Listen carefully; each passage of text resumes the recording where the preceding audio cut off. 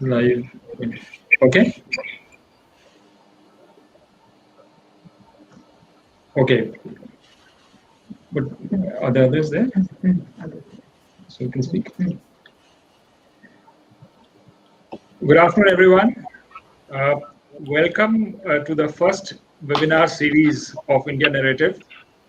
Uh, we are fortunate to have a very distinguished panel with us today, and it's my privilege to introduce this very august panel. We have with us Mr. Narendra Taneja. He's a spokesperson of BJP. He's an expert in the energy sector. He's also the chairman of Independent Energy Policy Institute. He has also served as chairman Energy Security Group at FICCI and chairman of the Energy and Green Economy Working Group, India and the BRICS Business Council. Taneja sir, very warm welcome to you. Well, this was a formal introduction, but what I can say is he's a very warm human being and the foremost energy expert for whom I personally benefited a lot. Thank you. Welcome, Thanks for Taneja having sir. me. Thank you. Thanks for having me. Have Air Commodore Ishfaq Elahi Chaudhary, who had actually joined us for an interview a few months ago. He has a very unique distinction of being commissioned in the erstwhile Pakistan Air Force, but also serving two countries and be joining the Bangladesh Air Force after the liberation. He has received operational training in the erstwhile Soviet Union and the US, been also a regular commentator on national and international geopolitical issues. He's also associated with the University of Asia Pacific. Very warm welcome, Ishfaq sir. Uh, we have Jyoti Bhattacharya, sorry. She's a senior fellow at the Observer Research Foundation. She holds a PhD from Assam University on conflict resolution. Her research interest includes India's neighborhood policy, border management, conflict resolution, and gender issues. She has been actively engaged in various strategic policy formulation and is part of various track 1.5, and track 2 dialogues with India's neighboring countries. Warm welcome, Dr. Jyoti Bhattacharya. And we have Tanya Haq. She's a professor in the Department of Women and Gender Studies at Dhaka University. She has completed her MA in Development Studies, specializing in women, gender, and development at the Institute of Social Studies at The Hague. She has also served as the chair of the Department of Women and Gender Studies from April 2012 to April 2015. Her research areas include empowerment, unpaid care work, gender-based violence, and gender and development. Very warm welcome, Dr. Tanya Haq. And we have Mr. Sandeep Ghosh, who is a political commentator. He's serving as strategic advisor to Center for Policy for Public Policy and Research. He's also worked in leadership roles across industries, ranging from FMCG, media, and cement industry in several countries. Very welcome, Sandeep, to the show. Thank you. Thank you Briefly, very much. Pleasure to be here. let me just say something about Indian narrative. It's a brand new initiative in a way. We're just a year old, where we talk about India and the world, focusing more on South Asia and the broader, you call it Asia Pacific or the Indo-Pacific, and India's neighborhood to the west. Essentially, if you look at geopolitical terms, we look at from the Strait of Hormuz across Malacca, and that's basically the area of our focus, with Russia and Central Asia thrown in between. So the idea is to project India's voice in these countries, and to build bridges with the institutions which tell a unique story, which is our own, and not which is dictated by countries with whom we had a negative historical experience. This particular webinar is taking place in a certain context. It is preceding the what one might say, or what is widely anticipated as a historic visit of Prime Minister Narendra Modi to Bangladesh. Uh, I think it's very important now to look at the road ahead, because from Delhi, it's very clear that the intent is to take this relation to the next level. And I think the context, or the strategic context at which we look at Bangladesh, has changed dramatically. We no longer are looking at in a bilateral format, but frankly, given Bangladesh's unique geography, Bangladesh is seen not only as a country or standalone of high importance, but also as a bridge which links South Asia with Southeast Asia. So, if we are looking at the rise of Asia in general, then Bangladesh occupies a very central position in it. And therefore, the focus is a lot on connectivity to Bangladesh from India. Because if you look at the development of India's northeast, I mean, we find that the port of Kolkata is completely congested. So unless we have access to ports like Chittagong or Matarbari, which is going to come up in the future, the deep water port, I think it's India's own development will be stifled if we do not have access to connectivity, not only the ports, but also the road connectivity. I think it's fantastic to see that we have to connect Bhutan, completely landlocked, with, let's say, Da Nang in Vietnam. The road goes through Bangladesh, because as you all are aware, that there is this big 19-kilometer bridge coming up on the Brahmaputra River, which is connecting uh, Dhubri and Phulbari, and Bhutan will get connectivity into India and thereafter into Bangladesh, or along the trilateral Asian highway. And thereafter, there's a Japanese project from Thailand which ends up in Vietnam. So essentially, you have to connect Vietnam with the ASEAN. It is along a new route which is coming up, and in which again Bangladesh occupies a very central position. There are since this is also signaling an integration of economies in a way, and one finds that if there is integration, there is also going to be soft areas which are coming at areas like migration. You have the Rohingya crisis. You had a problem with India on migrant workers. So how do we resolve this while we appreciate the big picture of the rise of Asia? But these are going to be problems which come in between. But what are creative solutions to these problems? These are the soft areas which we need to do as we build on connectivity. Then there is the big area of energy, because all this development, which can be fantastic and a major growth area, cannot come without access to high quality and reliable energy access. And therein, what do we do about energy? Do we focus on the normal oil and gas issues? Do we look at renewables? How is it going to be?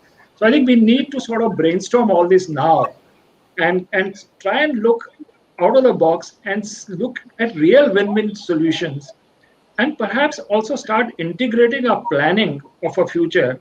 No longer can we remain in silos, but if India has a plan and Bangladesh has a plan, we must know what is it, and see where we can bridge each other's efforts for the larger good. So these are some of the issues and the context in which we start a webinar today. And it's my proud privilege to have Mr. Narendra Taneja to speak to us. He will focus on energy cooperation between India and Bangladesh, the current status, and the roadmap. Taneja, sir, Sure. the Thank floor you. is yours. Thank you, Atul. First of all, my congratulations to my co-panelists from Bangladesh on the 50th, anniversary. The birth of Bangladesh was something which was noticed and by the whole world. I was in school in those days, and I remember now looking at Bangladesh today with your economy doing so well, actually better than us, and you earning such a great name, not only in the Asian region but the entire world, and done so much in such a short period of time. So my congratulations. And of course, we are delighted our Prime Minister is going there, participating, joining the people of Bangladesh in the celebrations, and at the same time, using this opportunity to further deepen our relationship with Bangladesh. When, as you say, Atul, you have the whole macro picture.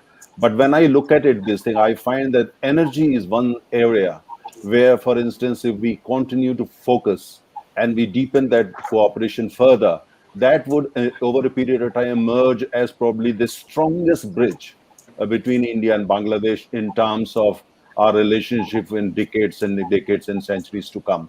Like India, Bangladesh is also energy deficit, and at the same time, Bangladesh has promised electricity for all by next year, which we only completed just a few months ago. Electricity for all villages. I mean, it does mean that every Indian has access to electricity, but their village have access to electricity, and if they want, they can have access to electricity. And we are cooperating with India and Bangladesh. We are trading in terms of electricity, and we have seen that we have also doing some good business in terms of hydrocarbons, particularly gas, and also products like diesel. And in renewable also, there's a lot of cooperation going on. And one very significant area where India has started collaborating now with Bangladesh is the first time India is doing it actually outside our borders and shores. That is in the field of nuclear, where India and Russia are participating in this, Bangladesh first nuclear power plant. I mean, our role right now would be limited, but we hope that it would be strengthened and deepened further. There are still some issues to be resolved and all that, but we are quite keen that the story is starting with Bangladesh, and we hope that there will be further chances. When I talk of all this, of course, I look back a little bit and also look back, let's say 7, 8 years ago, when India's conglomerate Tata Group, they actually approached Dhaka and they wanted to invest in a gas-fired power plant there, and fertilizer plant, and promised to and wanted to invest something like $1 to $3 billion. Unfortunately, that really didn't materialize for different reasons. But we hope that there will be further opportunities in the future. But as I said, when I look at the total picture, energy, especially starting with oil and natural gas, I think there is a lot we can do. We're already exploring the possibility of setting up LNG terminal in Bangladesh, and that LNG which is imported there could also come to other parts of the country, and besides, of course, being used by Bangladesh. At the same time, we are in the right now we're exploring for more gas in our northeastern region, like in Mizoram, in Tripura. Already we have some gas in Nagaland, or even in Arunachal Pradesh, we expect shale gas to be available, and further in Assam and some other areas. And when you look at the map, we look at the map very carefully. If we are lucky and we find more gas, let's say 4 TCF or 5 TCF or more, like some geologists say, then I think the best thing would be to build that kind of gas expressway from northeastern states like Tripura, Mizoram, Nagaland, and Assam, and hopefully Arunachal Pradesh via Bangladesh. Surplus gas can to the mainland in India can also be exported in the form of LNG, liquefied natural gas, via Bangladesh. That will deepen our economic ties even further and bring prosperity to both India and Bangladesh. So when we talk of energy ties between India and Bangladesh, it's important to underline the natural gas potential of Indian states such as Tripura, Nagaland, Mizoram, Arunachal Pradesh, as I said, and of course Assam. Assam is already a very important player in oil and gas sector in the country, as you know. That's where India discovered its oil and set up its first refinery. That was more than 140 years ago. So tremendous history and tremendous potential if you go by what geologists have to say. At the same time, look at Bangladesh. Bangladesh has its own potential in natural gas, both onshore and also offshore. And so we can really build on that and deepen it further. And if I expand it further, Atul, look at the whole picture. Bangladesh economy is doing very well. We are likely to go back to 10% growth very soon. And in 10 years from now, we are likely to be a very large economy, among the 3 largest economies in the world. Bangladesh is going to be a very large economy. Of course, we have to see in the context of its size and population. And at the same time, you look at what is happening in Southeast Asia. So Southeast Asia, Bangladesh, and India. And of course, we are including here Bhutan and other countries in the region. When you look at and we hope that democracy returns in Myanmar, and Myanmar with its gas potential and with oil production, but mainly gas potential, both onshore and offshore, could also be part of the same dream. So we can have the gas connectivity, gas pipelines going, let's say, between India via Bangladesh and Myanmar down to Southeast Asia, down to Thailand, even beyond it. and in the process, creating a kind of situation, a comfortable situation which we could actually further expand. Who knows that in 20 years from now, natural gas plays the role of a catalyst, and then can become basically a kind of strong base to expand it in some kind of economic union, some kind of a common market with India, Bangladesh, Myanmar, Thailand, and maybe even beyond. So today, when we talk of this, it may look a big dream, or you're daydreaming and all that. But look, the way situation is developing, and when you look at the quality of relationship between India and Bangladesh, it's important to talk about the quality of relationship, the trust that the two countries enjoy, the fact that both countries are democracy and vibrant democracy. I love the comment. There was a comment by Bangladesh foreign minister.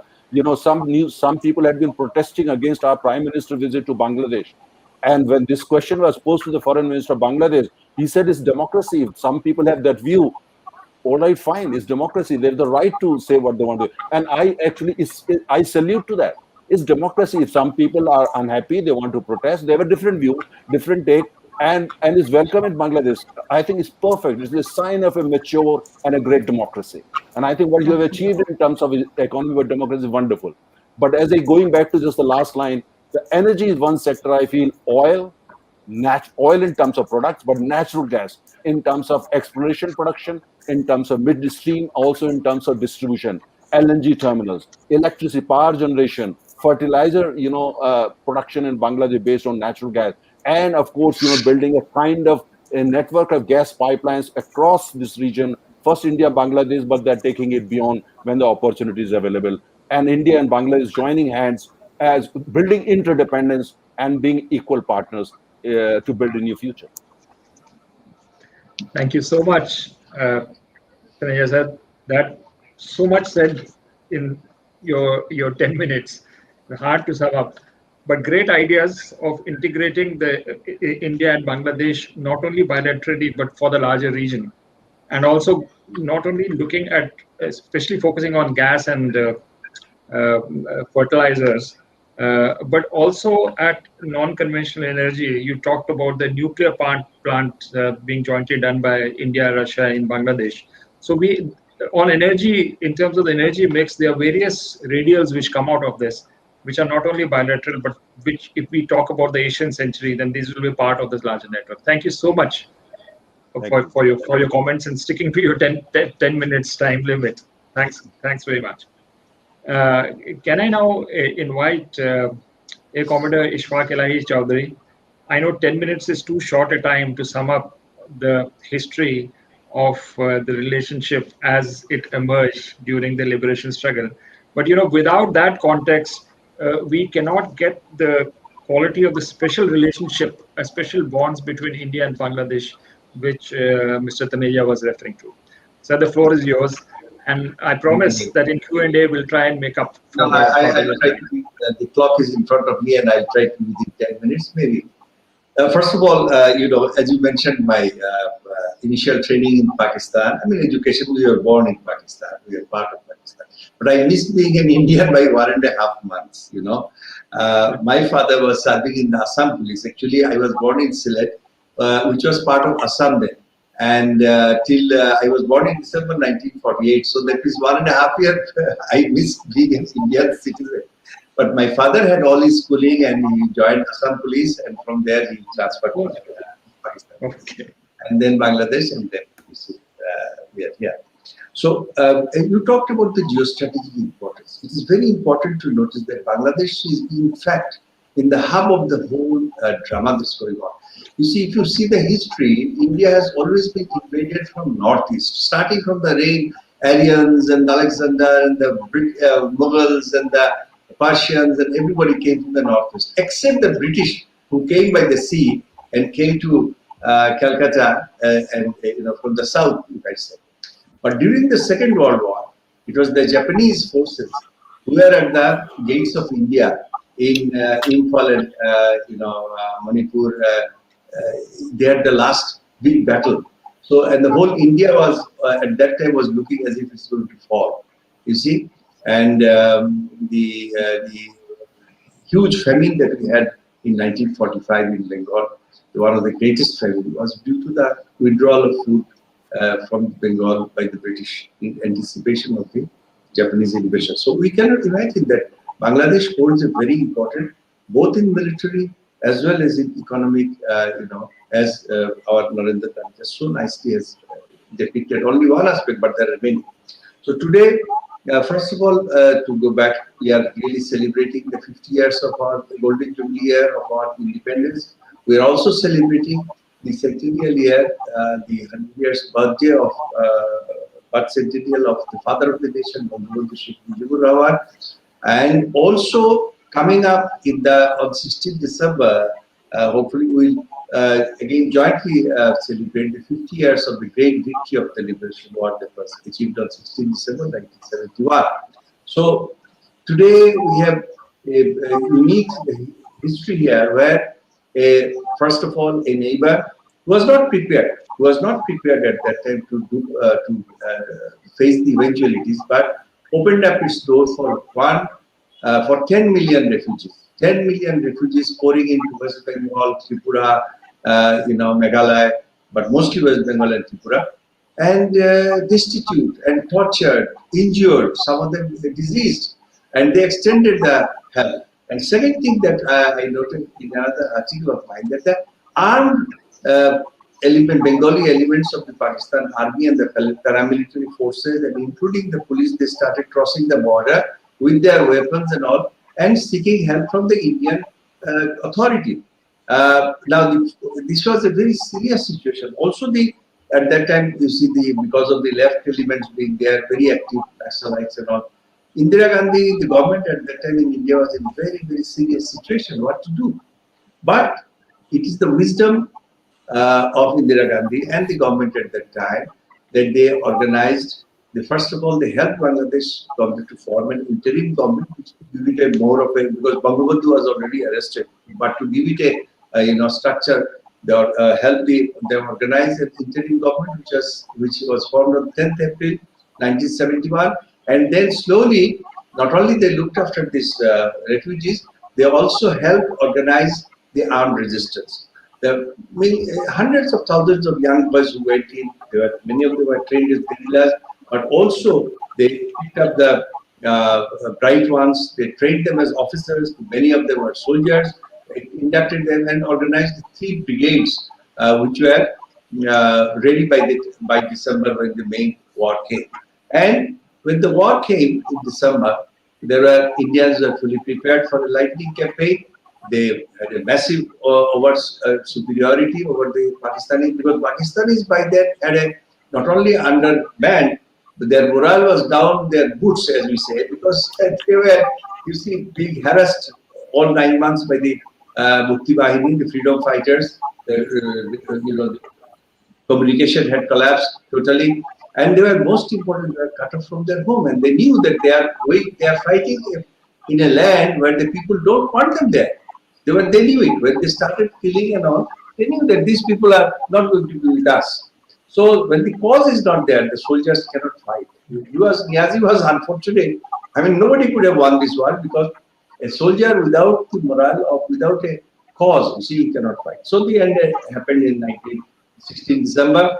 But then again, another glorious chapter is that both the Bangabandhu and Indira Gandhi negotiated a very early withdrawal of the Indian forces from Bangladesh. And by within 3 months, you see, less than 3 months, by 16 December they surrendered, and by 12th March, the last Indian troops, when I gave salute to Aurora came here in Dhaka. I was present in that ceremony. Aurora came here. Major Chakov, he came here, and they gave this last guards regiment salute, and they left Bangladesh, although the country had still not settled. So this also shows, and also he signed the 25 years of treaty of friendship. But unfortunately, what happened in the Bangladesh relations, after the brutal murder of Bangabandhu Sheikh Mujibur Rahman, 20 years, more than 20 years, the whole history was rewritten, you see. History was rewritten in the sense that we could not say Pakistan Army, we could not utter the word Pakistan Army. We had to say invading forces. Now, who is the invading forces? We knew that it's Pakistan, but you can't name it. See, and totally the Indian involvement in it, that the thousands of soldiers they died, they gave their blood. Those were totally obliterated from the public memory. So, 20 years, a new generation came in Bangladesh who had no idea of the 71 war as it was actually fought. And that is why in Bangladesh, even today, despite all the progresses, there are certain hardcore elements who thinks that, by giving concession to India, we are actually surrendering our freedom and all. But I have always been speaking because I firmly believe that the progress, first of all, we have to recognize, and we are going to recognize this year, probably we are going to have the first mausoleum of the soldiers, Indian soldiers, sailors, airmen who gave their life, 5,000 of them. We are going to honor them by creating a mausoleum in Bangladesh.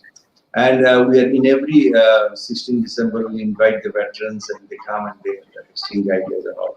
They visit the places where they fought. Some of them are also from this land and they visit their ancestral homes.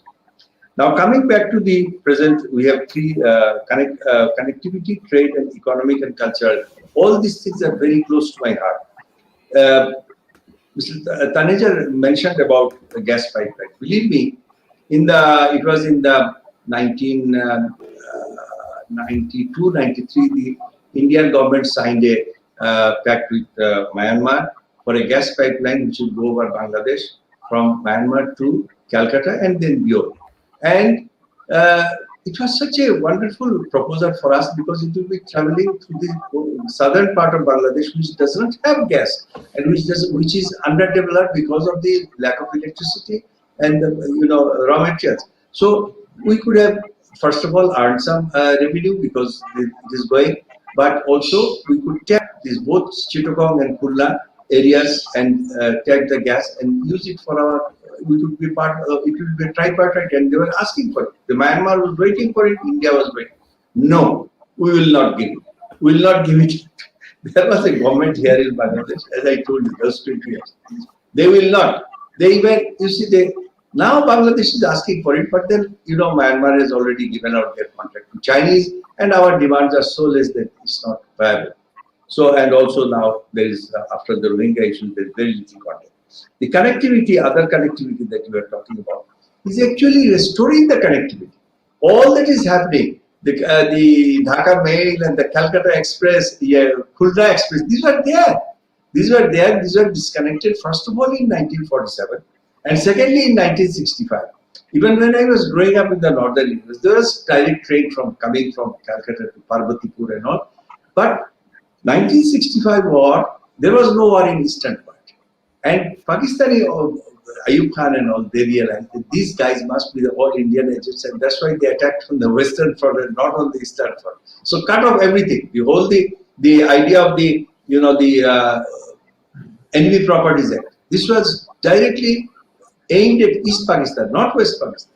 But they created this situation. They disconnected. But now we are getting connected. We have a direct train service from Dhaka to Calcutta. We have a train service from Khulna to Calcutta. And within a day or two, they are going to open up from Dhaka to Jalpaiguri and beyond. You see, about Bhutan, Taneja was talking. Yes, I have seen just 3 months back. I was in northern India. Then there are trucks coming from Bhutan carrying the stones for our bridge project in Podda Bridge. They come to, either some of them go direct to the bridge side, some of them go to, there is a small river port known as Chilmari over the Brahmaputra, where the barges are there, and they unload the stones, and the stones go straight to the, Podda Bridge side. So these are the opportunities. And of course, our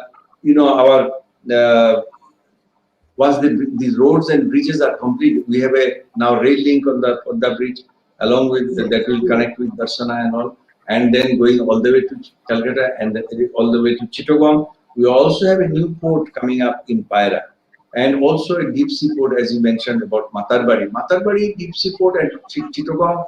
Chittagong historically was built to cater for the northeastern states by the British at that time, the tea and timber and everything. So we are going to be benefited. The northeastern states are going to be benefited, and the regional connectivity. If the Myanmar goes in, this port can serve even Myanmar.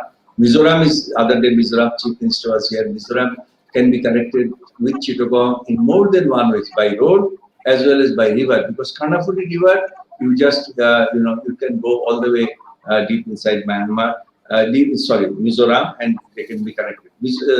Tripura is already connected from Akhauda to Agartala, and I have also been arguing for our restoring our link with northeastern states, because Sylhet had a very special link, and the railway link from Kulaura to Karimganj, which was sort of abandoned because of this not much of use. So that those are also projects which are coming up. And just day before yesterday, Nepalese president proposed for the, I know the time, just I'll take 2-3 minutes. He proposed for the hydroelectricity to be developed in Nepal for the use of India and Bangladesh. These were the proposals we have been talking about even from some of them were from Pakistan days. Because along with the hydroelectricity, we will also make the water reservoir, and the problem that we have in the too much of water in the rainy season and too little in the winter, those can be regulated by this, both in Bhutan and Myanmar and Nepal. So the whole area that Mr. Narendra Taneja was talking, the economic integration, connectivity, all these things are very much possible.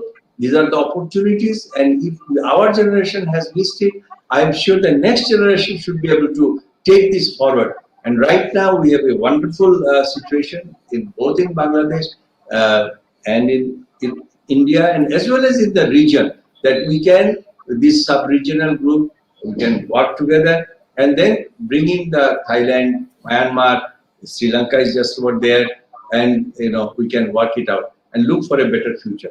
So thank you very much. I will, as the discussion goes on, maybe I can participate, but I'll rest my case for the time. Thank you. Right, sir. Thank you very much.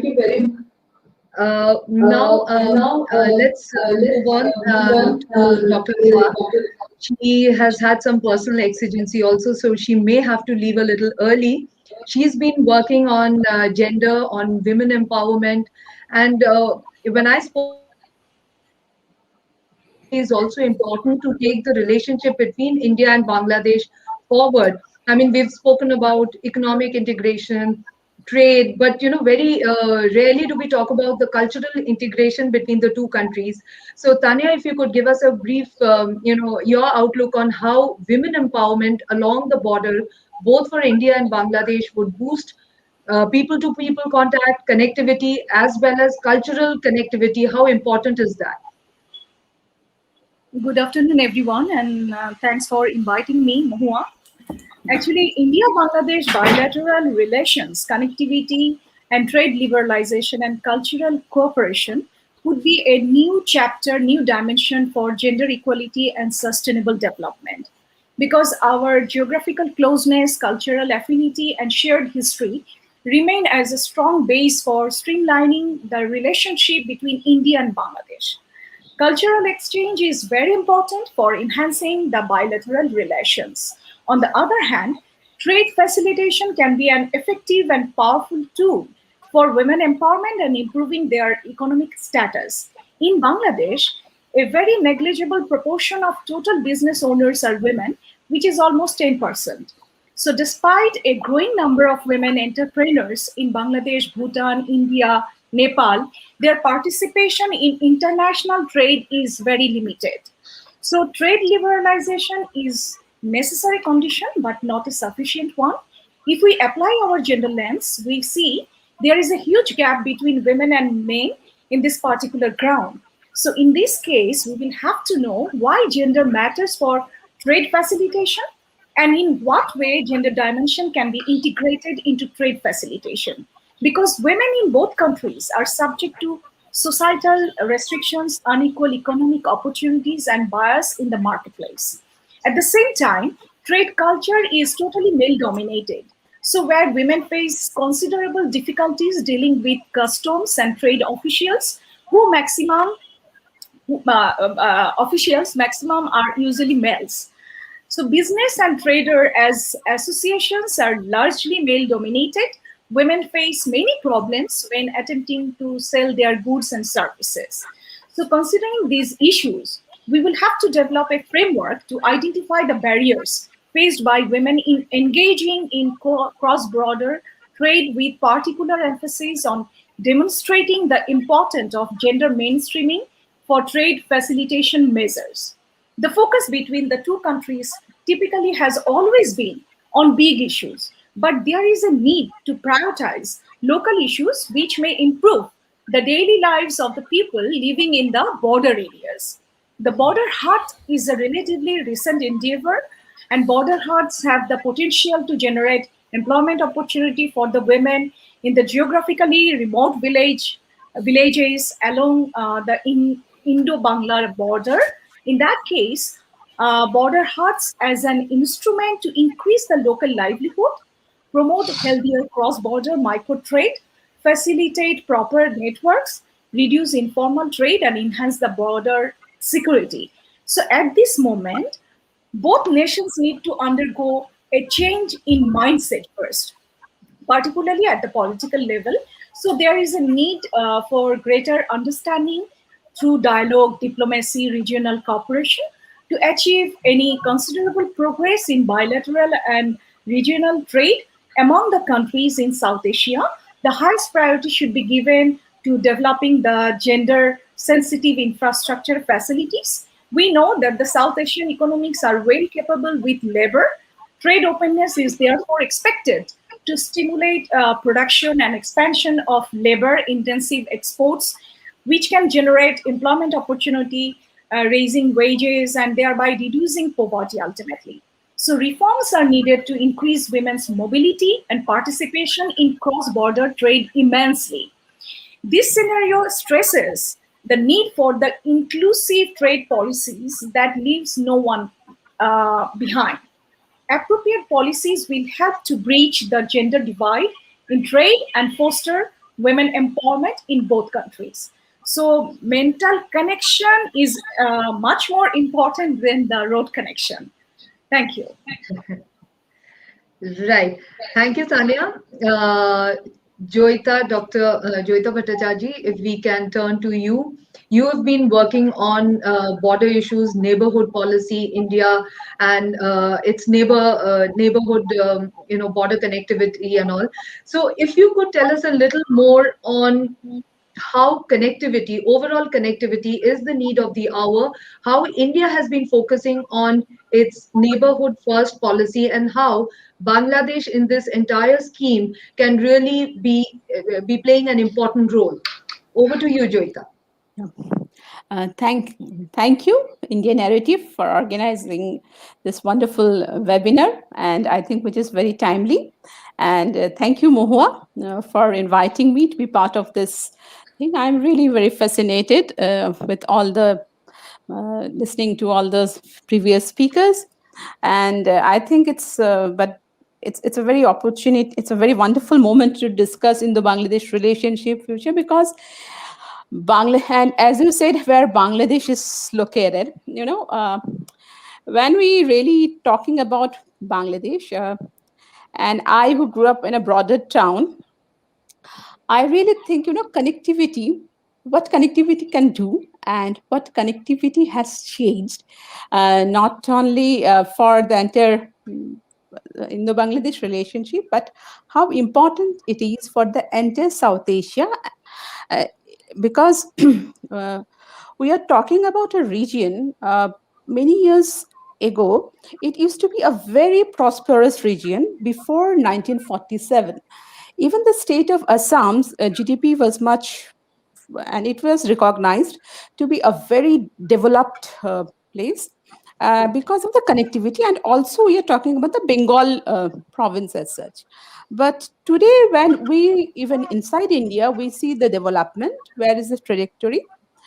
We see the states of, in fact, Assam, which is the major and important northeast state, it is declining. And every time the issue, because I come from northeast India, in the state of Assam, and I can really understand that what connectivity matters, because the idea of remoteness, it has actually hit Assam badly. And it all happened because of 1947. We created a border, and that really put us into a very corner. So when we are talking about connectivity, and I totally agree with Commodore Isfaq Ilahi, that we are actually reconnecting what it was already. And it is also, actually, we are trying to going back. It's not politically, but in terms of uh, economics, and more I'm talking about trade and economy. We are trying to go back to the situation where the trade and economics, the trade is to flow very easily from India, from that greater Indian subcontinent to East Asia, very easily. And the kind of connectivity it used to have, like there has been many instances the people from Assam used to go and practice in Rangoon, that was the connectivity. But all of a sudden something happened and it has blocked the thing. So it was the thing. So when in so and then the talk was there, but nothing was. But when you go back now and you see the developments that is taking place in the ground, both inside India and also in Bangladesh, because the kind of positiveness, I have just come back from a field trip 1 month back, and I have seen the positiveness emerging in the bordering regions. At one point of time, they always, because the what had happened, the partition had not only put that region into a landlocked one, people also, it really hit a psychology among the people, and we have seen a lot of migration taking place uh, from that part of the places to other parts, because they say there was no opportunity. But when you today you talk to people on the ground, then you can see the kind of opportunities they want to, they're ready now. They say that the world is opening up, and it has all happened a Jyota, I large. think there's some. Yeah, I think Hello. it's better now. Yeah. Yeah, okay. So now if you see, now they see that it's now the world is opening to her, and these particular events that we see, the Chittagong, and definitely Bangladesh has played that important role. The opening up of Chittagong port has really been a game changer for India's northeast, and not only for Indian northeast. If you see the overall India's activist policy and the neighborhood first policy. And already our previous minister, our Minister of Affairs already said that India's neighborhood first starts with Bangladesh first. So that thing is very clear. So, and it is also that connectivity. So it has changed a lot of things. The positive feelings have emerged, and then the opening up, now people are saying that, okay, we have some opportunities, and now the groundwork has already started. The groundwork both in Indian side of the border and also in Bangladesh side of the border, which has started. And I think it really showcases our government of India's policy of shared growth and shared prosperity. And Bangladesh also has shown how India and Bangladesh, how the two neighbors should behave together. So the neighborhood first, it's not only for India, the two neighbors, the neighborhood first also should be seen as a textbook example. For Sheikh Hasina has also, and one thing we also have to understand, both the countries have shown that Indo-Bangladesh relationship, when the neighbors cooperate, when it should not be seen from the very calculus of strategic, from the parlance of strategic calculus. There is more than that, and there also has dividend, because a peaceful neighborhood also adds to your economic growth, and Bangladesh has been very smart in realizing it. And it is because Bangladesh is no more that country which it started in 1971. It has shown, and India and Bangladesh can change the overall perspective together of the image of South Asia. And here also I think the connectivity comes in, and connectivity should not also be seen merely by roads, bridges, we also have to create the right software of the connectivity, and already the process has started, because the BBIN has been a major development. Of course, those things, it's taking little time, but we have to give that time, because we are sitting and talking about connecting and the regional integration at a time when the other parts of the world have actually started denouncing it. So there also, India and Bangladesh, I think, is going ahead and showing an example to the Right. world, so these but I think, and especially since Prime Minister Modi is going to Bangladesh, here I would like to give a wonderful people to people connectivity example also, because the first day it's all about people to people connectivity, and that Right. aspect also need to be recognized.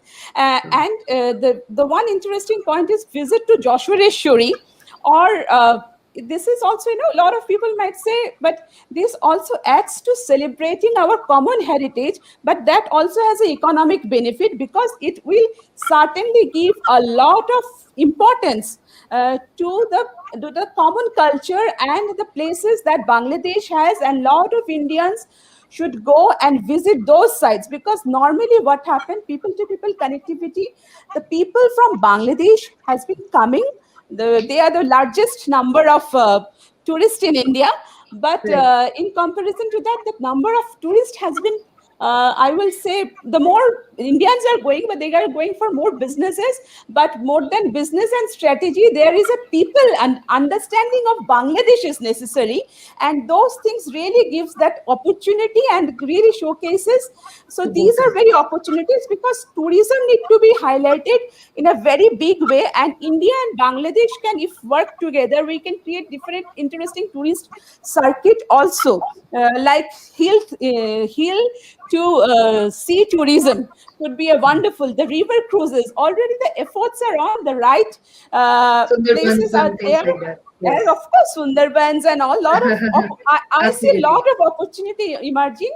And I think when it comes to in India's neighborhood or Act East, Bangladesh sits in the center of it. And now with the opening of Feni Bridge, the Moitri Beach right now, which was just opened, actually Bangladesh also can extend their own Act East policy, where India can also be a partner there. I think I will end here and wait for Q&A to cover other points. Thank you.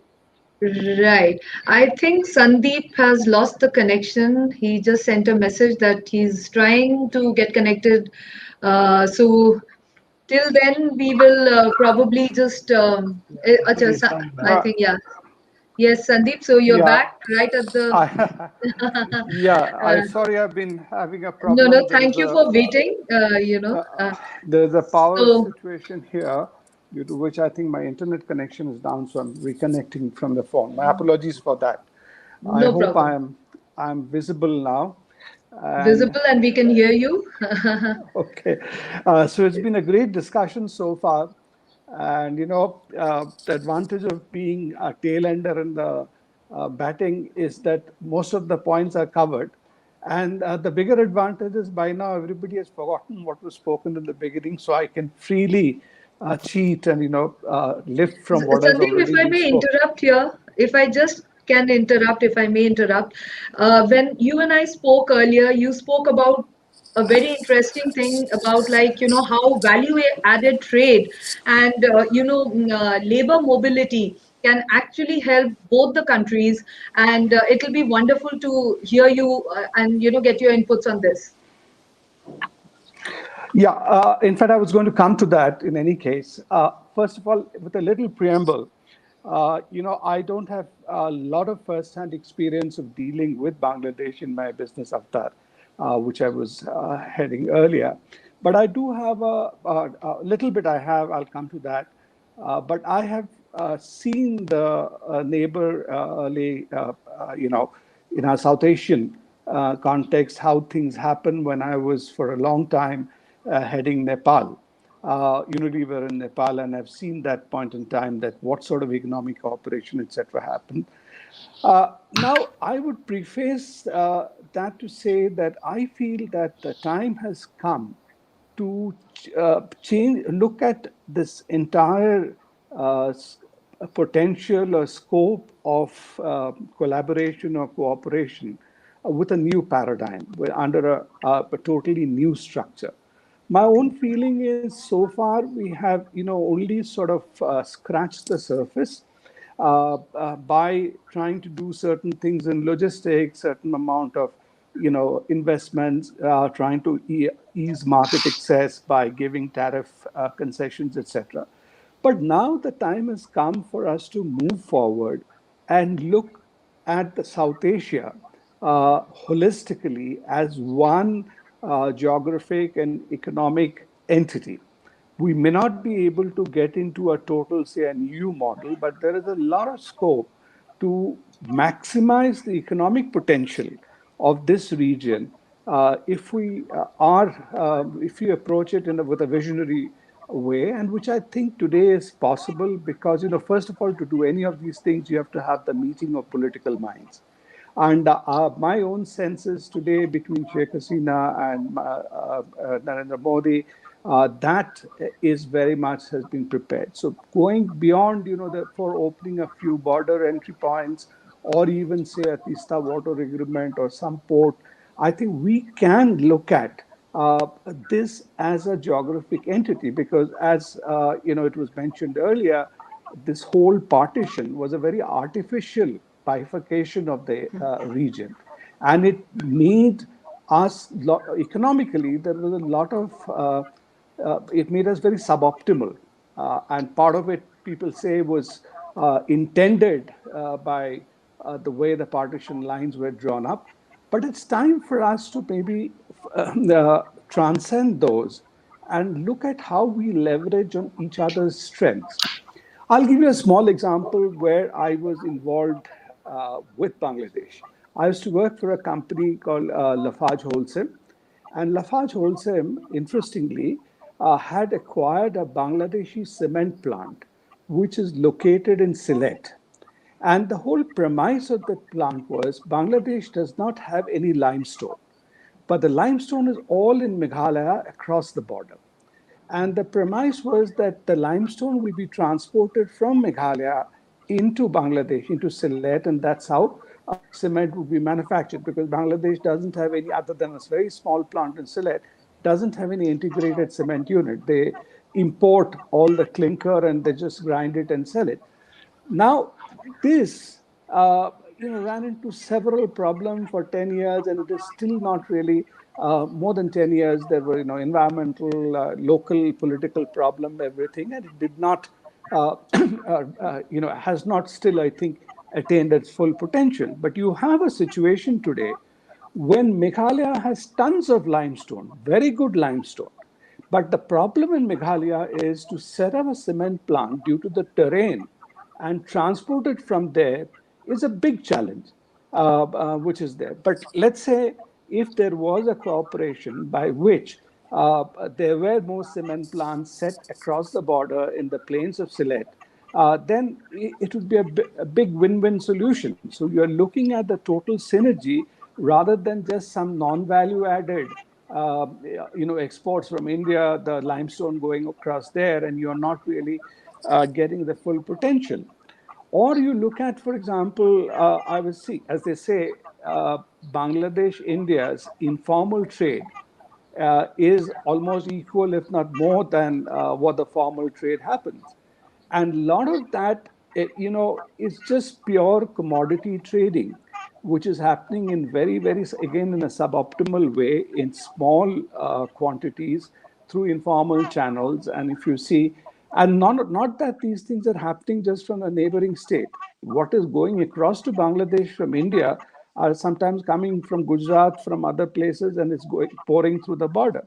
Now, can we look at, instead of that, formalize the trade? And how do you formalize the trade? It is not just a function of duties or this thing, but you have to reduce the transaction costs. You have to make the channels more efficient so that people can do formal trade, and thereby generate more value out of it. By value, I don't mean just the duties or taxes which will come in.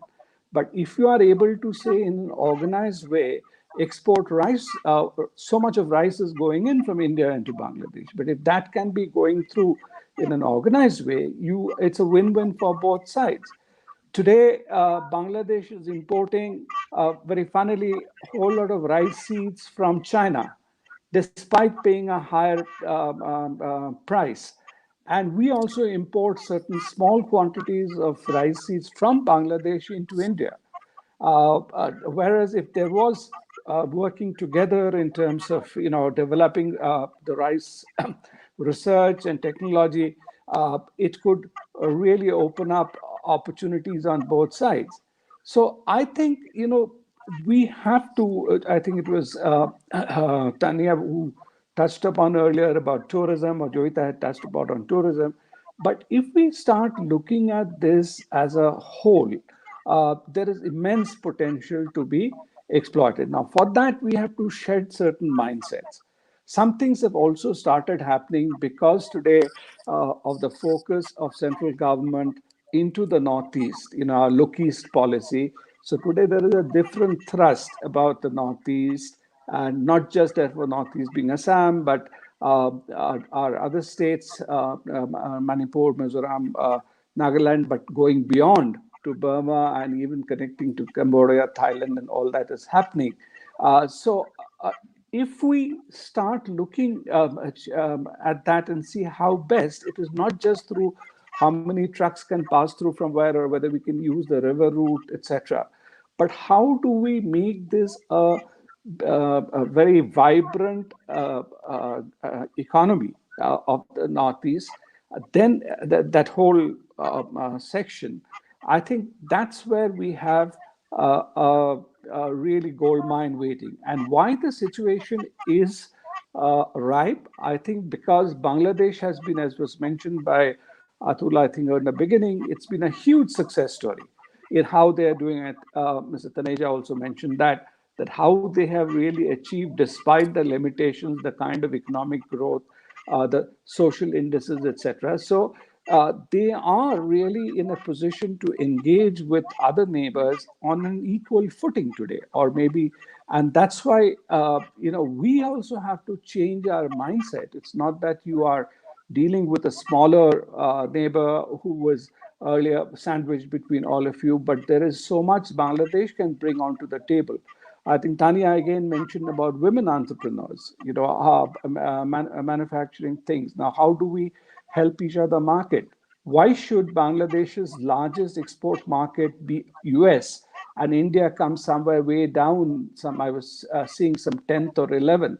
If the Indian market can open up and there can be value-added exports into India, it's a great story.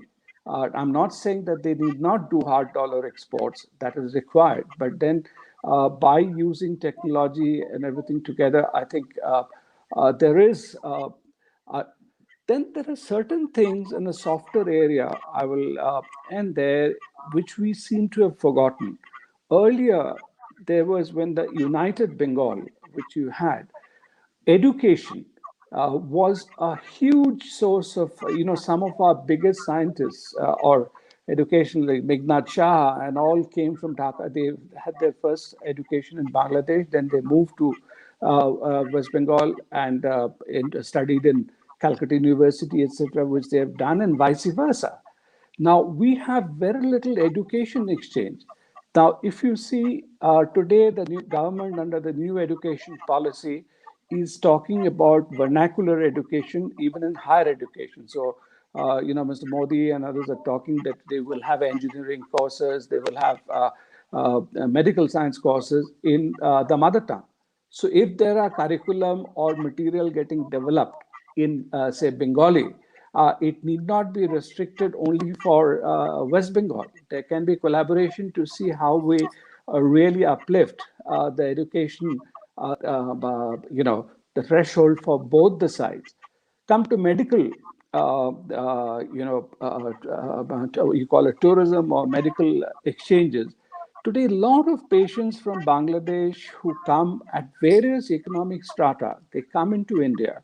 but they come again through informal channels, through touts and brokers who just bring them and give them some kind of false identity cards and get them into. Whereas the affluent from Bangladesh today, correct me, sir, if I'm wrong, a lot of them are today moving away from India and they're going to Singapore, to Thailand, and those who can afford going elsewhere. Now, can we do this in a more organized way, not just about people traveling into India? Can Indian big, whether it's a Medanta or an Apollo or other people, can they first of all also collaborate in developing the medical infrastructure within Bangladesh? And then you have an organized way of having an exchange. Today, how it happens, if you know, in Calcutta, if you go to any of the medical colleges like PG, it's there in Calcutta, SSKM or Medical College, there are a whole lot of poorer Bangladeshis who come, as I'm telling you, through some indirect channel and try to get treatment there. But can we make it easier? Can we make it more qualitative, by which people really benefit? So this is the way, and there is no reason we shouldn't do. Now, there has been always this bogey about security. There has been the bogey about infiltration, etc. Now, that is where I was talking, Mahua, earlier, that the labor mobility, etc., can also today, if we have the bilateral confidence, which I think is developing, and Sheikh Hasina is very sensitive about those elements of, terror infiltration, etc. If we do that, then you can probably have much more legitimate movement on both sides of the border. And the key, I believe, to stop all these illegitimate activity around the border is if you can formalize the trade. Today, because of lack of economic development, these people have to indulge in these sort of, somewhat nefarious, somewhat, gray area of activity. But once that gets legitimized, or you have a formal this thing, then there will be a total change in character. Another problem, related problem of informal trade, is it is through that money is generated for all kinds of other antisocial activities, because that's a good way to pass on money. But if you again make it formalized, make it more streamlined, and you get onto value-added exports as it was, or value-added trade, I think a lot of these problems will disappear. We are talking about smuggling of livestock from one side to the other. Why should there be smuggling of livestock? Can't we have processed, whether meat from this side or from the other side? Can India, if today the Modi government is looking so much at developing inland fisheries, can they also support in developing the what we are calling the blue revolution, the same kind of blue revolution on the Bangladeshi side? And it can. So these are the way we have to start probably looking holistically. That's why what I say is, okay, Tista water sharing agreement, or opening another border somewhere in the on the other side. These will happen, but that should have happened in the normal course in any case. But we have to look now much beyond that and start So basically, you're saying cooperating. we need to think out of the box and go ahead with areas, which we haven't really focused on until now. I mean, As let's a leave aside the normal tistas and other issues and look ahead, look for new issues. those should happen in any case, but we have been In any struggling case, with yes. these things, whether with many of our neighbors. I Right. drawing the Nepal reference, Right. there also we have these issues of just focus on building a road or connectivity. I think we have to get much beyond that. That's my Right. Right. submission. Right. Thank you. So just both to you, Mr. Taneja, and to Air Commodore Chaudhary. A lot of people have said that this era of India-Bangladesh friendship with Prime Minister Narendra Modi and Prime Minister Sheikh Hasina, it is sort of, a lot of people say it reminds them of the Mujib Indira era. Are you do you want to say something about that? Do you think this is a new era which is, like, reminiscent of what we had seen earlier? If I might just add, or is it something qualitatively new which is happening?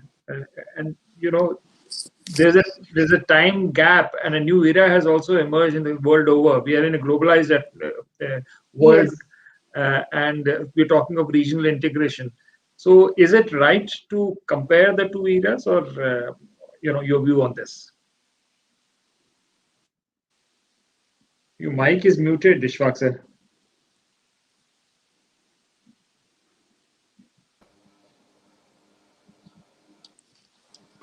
Okay. Yeah.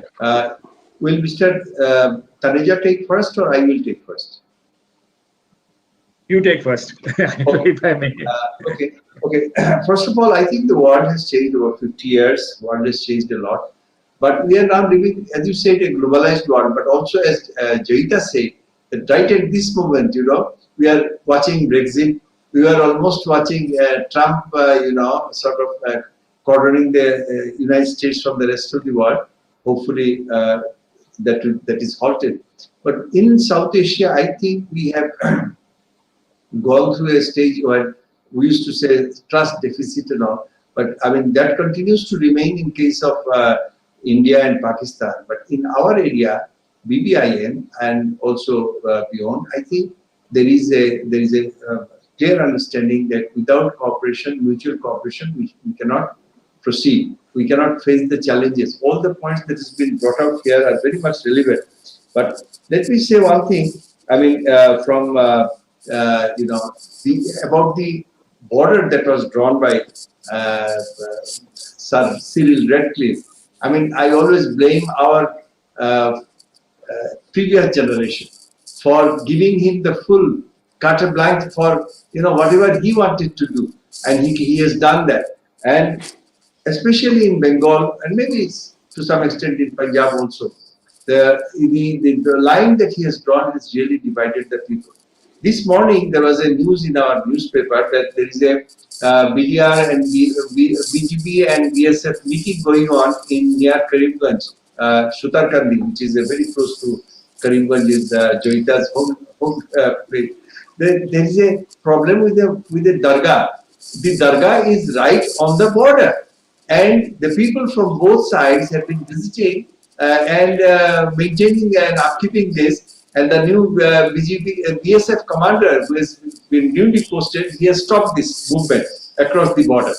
And now there is a sort of local tension that why we have been going all these years. These are the real life situation. You see, you have just this man has divided an integrated nation by drawing a pencil mark. But we have to now work out how best to live within that. And the border, we cannot ignore the border, but within the border, how we can live peacefully. And Joita's husband, Shubmal Bhattacharya, has made a film about people, about a village very close to this place I'm mentioning, who have been isolated. They are neither in Bangladesh and neither in India. The border, the fencing has gone, divided them from, I mean, they can't cross this side into Bangladesh and they can't go into India because the fencing is right across their village.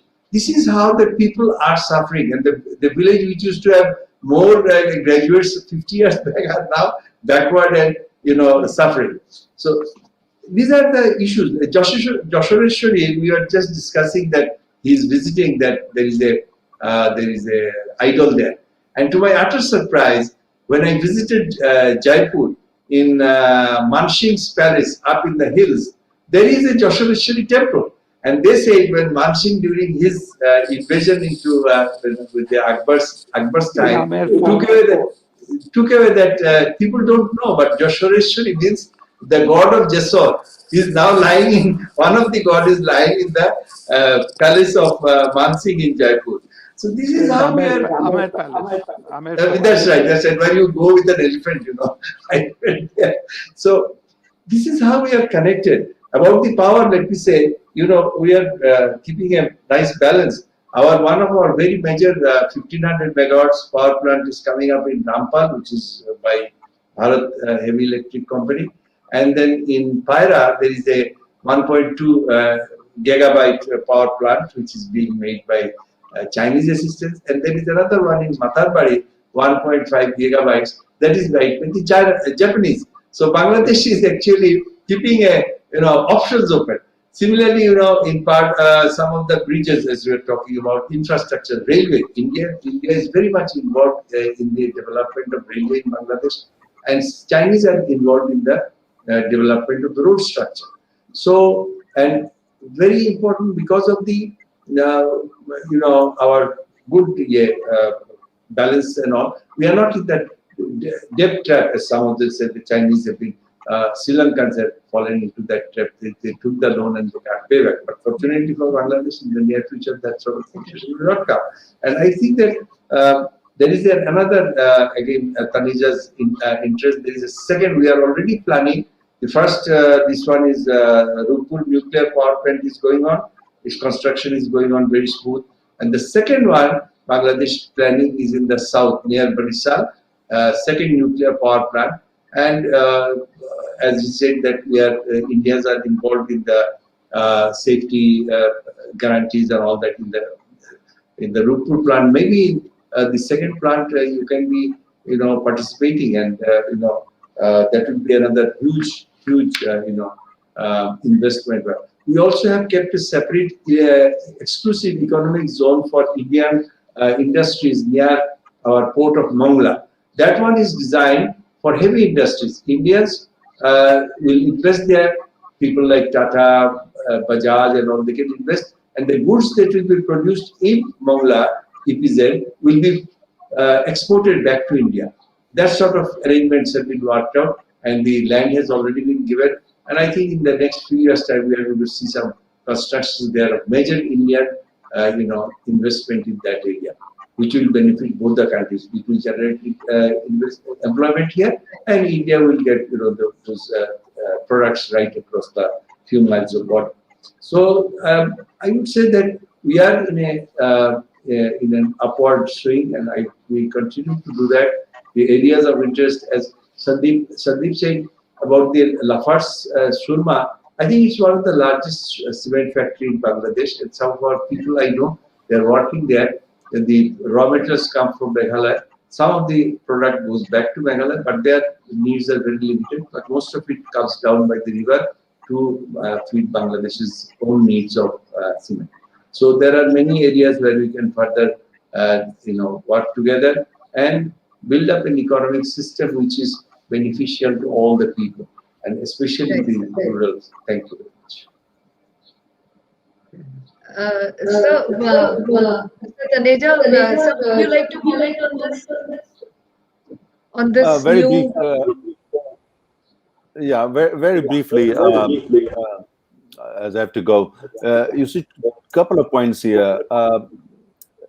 Like Atul mentioned about, the time when Indira Gandhi was the prime minister and Sheikh Mujibur Rahman was the head of Bangladesh. You see, I mean, that was a great time. But as you know, it's not the same India, it's not the same Bangladesh. With time, we have come a very, very long way economically, politically, even to some extent, even culturally. So I think that was a very great period. But this is also a very good time. And I personally see that when it comes to emotions, play a very important role. But beyond a point, national interest actually play the most important role.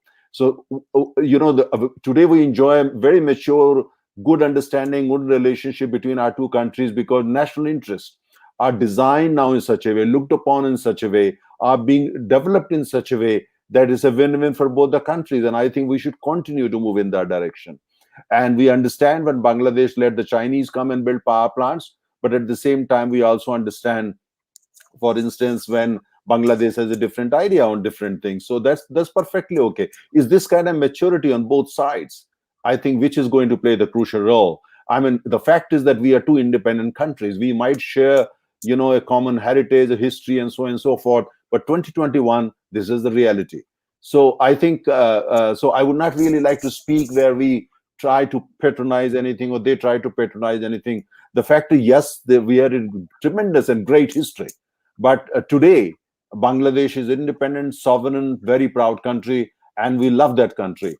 And the feelings that we have, they love us. And I've been all over Bangladesh, not once, several times. I've been right, Sylhet, Jessore, Kaptai, Chittagong, Dhaka, of course, all these places. I've been several times. I've been sailing in river Padda and Padma River, and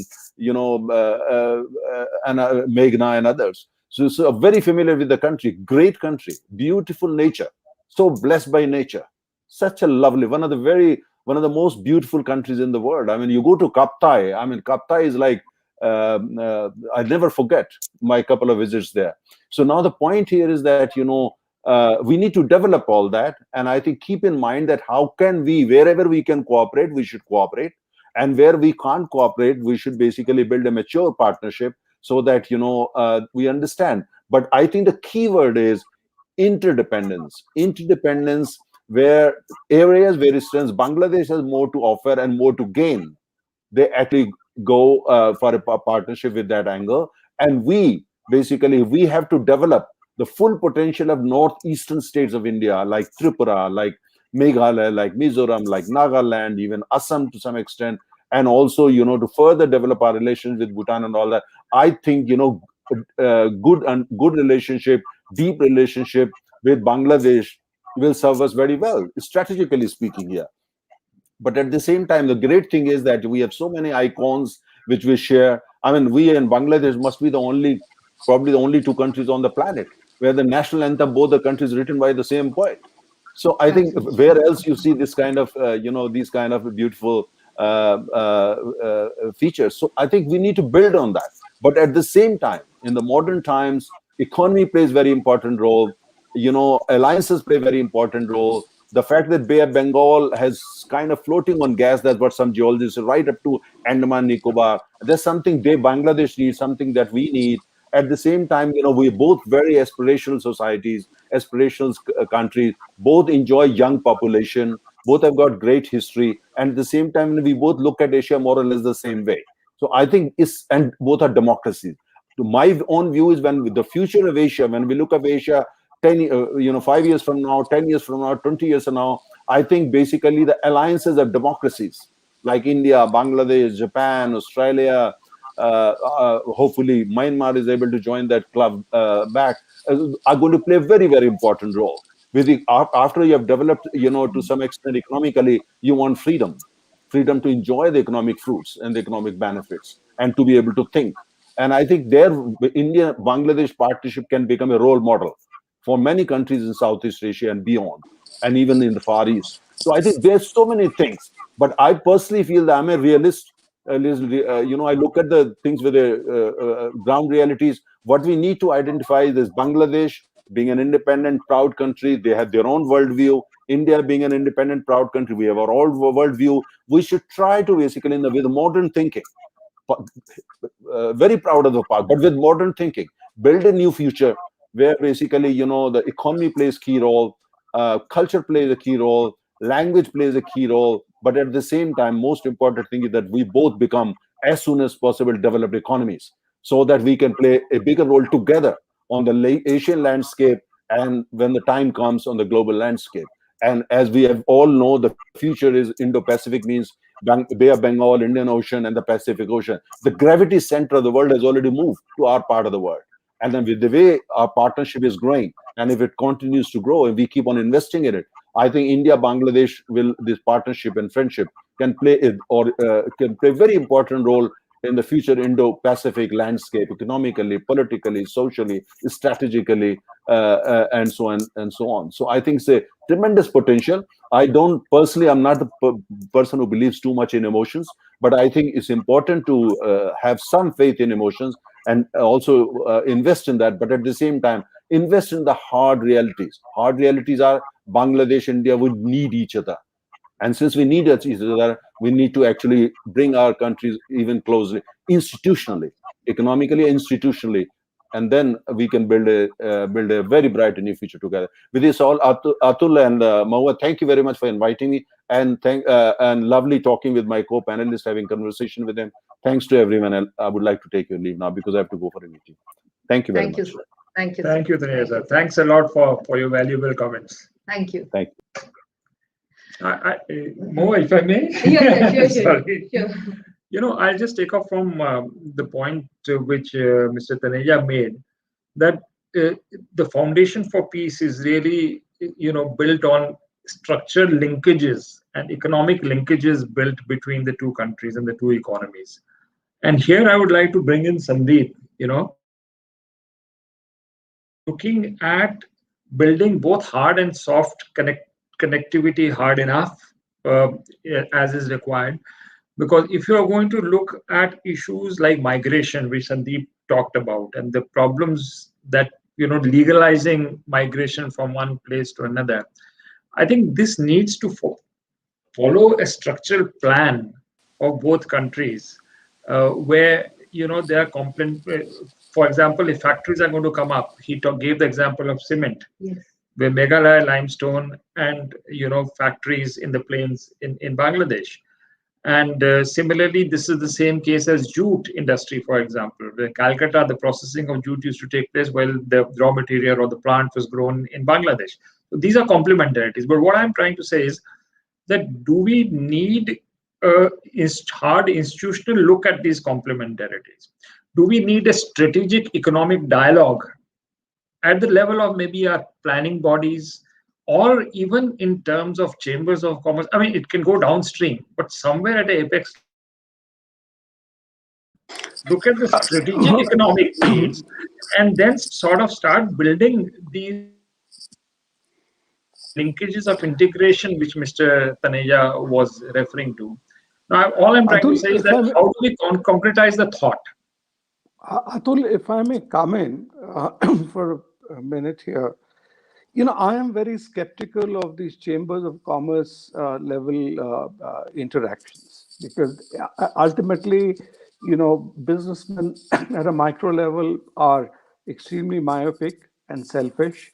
They don't Sure. look beyond their immediate thing. So wherever I've seen these exchanges within the neighborhood, really not much comes out. But I think the broader, larger vision has to be at a government to government level.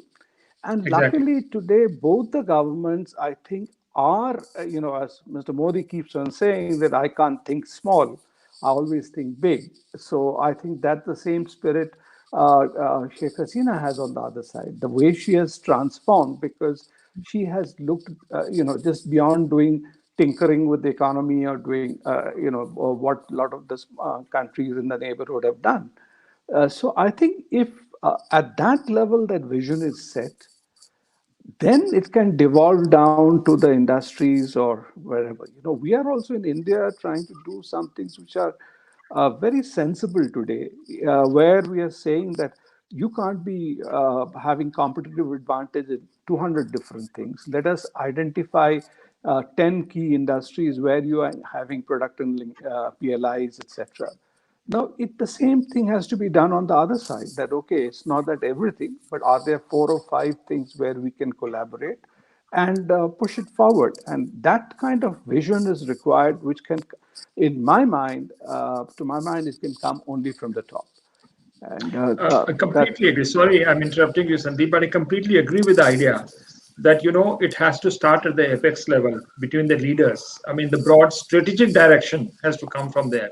But I also find there is a big shortage of, let's say, a think tank network between India and Bangladesh, that's which can actually identify, because these are complex issues.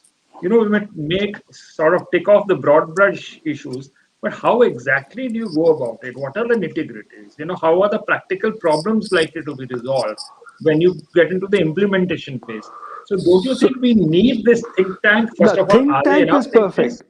Think tank, I think, is a great idea, as long as it's a really empowered think tank. You choose the right set of people who are not taken there just for junkets or jamborees.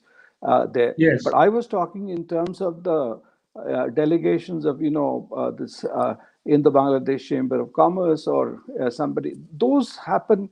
It's just formalities. People go and they figure out, okay, there's something I can do for myself. Can I get some dealership, something, and they come back. Nothing really progresses to my mind.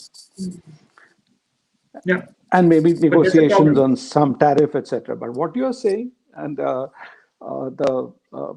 and that's precisely where I think we have to move, especially with Bangladesh. Sorry, Atul, I'm taking longer.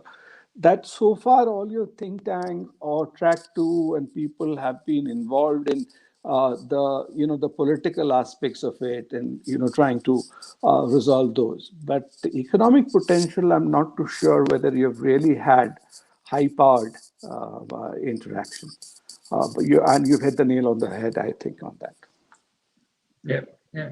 And I think, Sandeep, just to add one more point is that, perhaps the outlook that we are now in the digital age, that the old style think tanks may not be what is really required. All you need is an internet connection, like a webinar which we are having, you know, with people who have specific domain knowledge, who come together and then brainstorm and make break it down into very concrete micro steps as to how a roadmap should emerge to achieve a certain already identified objective.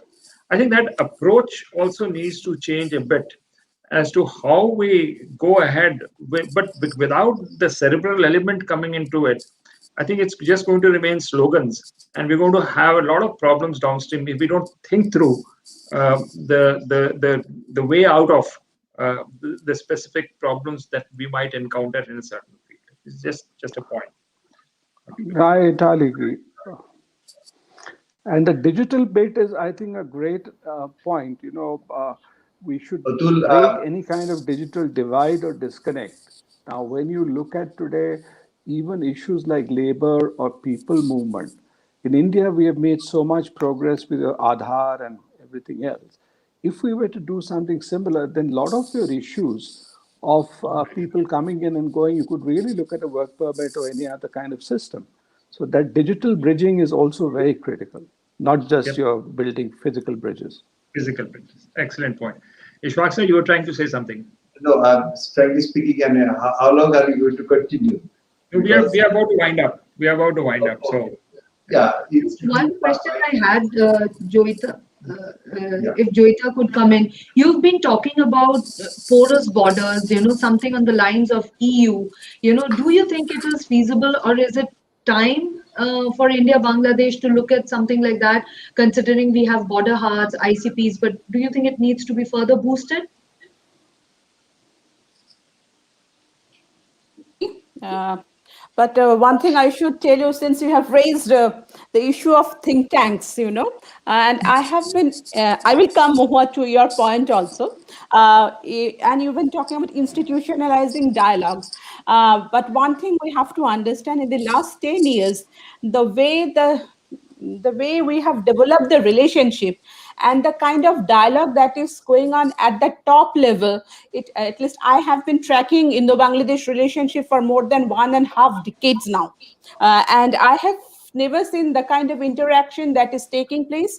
More than 50 institutional mechanism has already been placed there, and the government of India has also come up with, both India and Bangladesh together has, I can't remember the exact term, but they every 6 months, I think, they come up with a foreign office consultation, where they are regularly following what is happening there.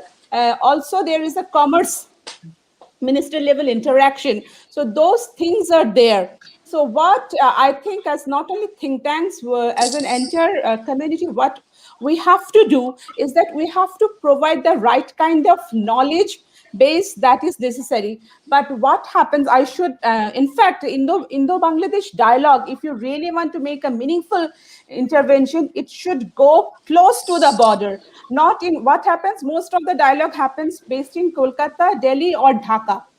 But if you really want, but the issues that happens, day-to-day interactions, the problems, challenges, because the trade are, most of the time the interaction happens at the very grassroots level.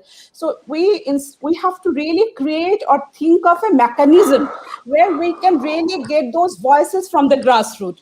In many cases, those voices hardly heard or covered in those big dialogues. This has been a major problem, and I who come very close to the borders,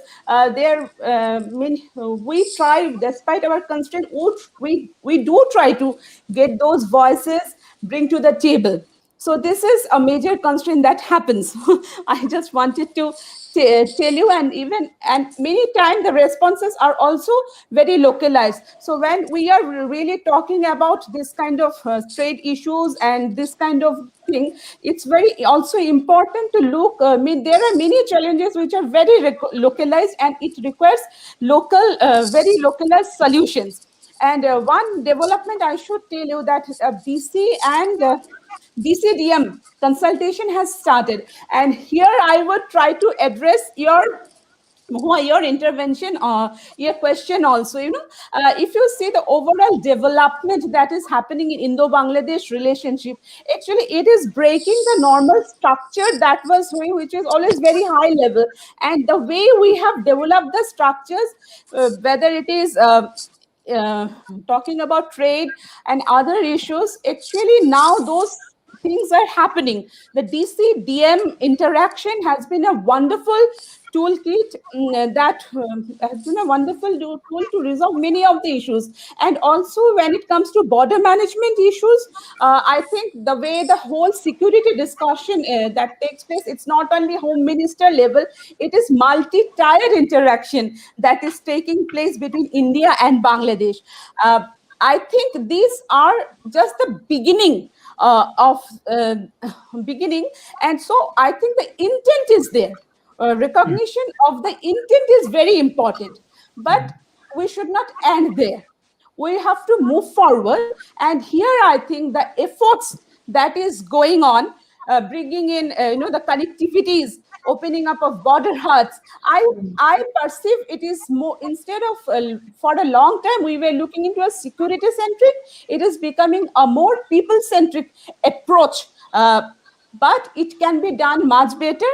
There will be some challenges. It's not very easy, because we were one country. We have broken that 70 years back, those all linkages, but reconnecting, adjusting to the new realities also is very important. And this takes time. It is not easy, but these things are happening. But probably a little more effort is necessary, and it will require help both from the government and also from the civil society and the people across the border to make it happen. I think I will stop here. Yeah. Oh, yeah. Right. Thank you so much for your time. It was truly a brainstorming session, and hope we can meet very soon. We shall take the conversation forward. Thank you very much. Stay well, stay safe. This seminar, sorry, is given us so many leads now. I think each of these leads can be developed into a separate and a focused seminar, which we need probably do as a follow-up. Before we wind up, I just want to acknowledge we have been facilitated here by Ashoka Hotel, and I just want to thank them for allowing us and giving us space for this webinar. And thank you for your lively participation, and hope to see you soon. Thank you. Thank you. Thank you. Look forward to that. Thank you. Thank you. And sorry about the bad connectivity. Joita, thank you very much. You're very eloquent, Sandeep. Enjoyed listening to you. Thank you, Sandeep. Thank Thank you. you, Mahua. Thank Thank you, you. Joita. Thank you. Bye-bye.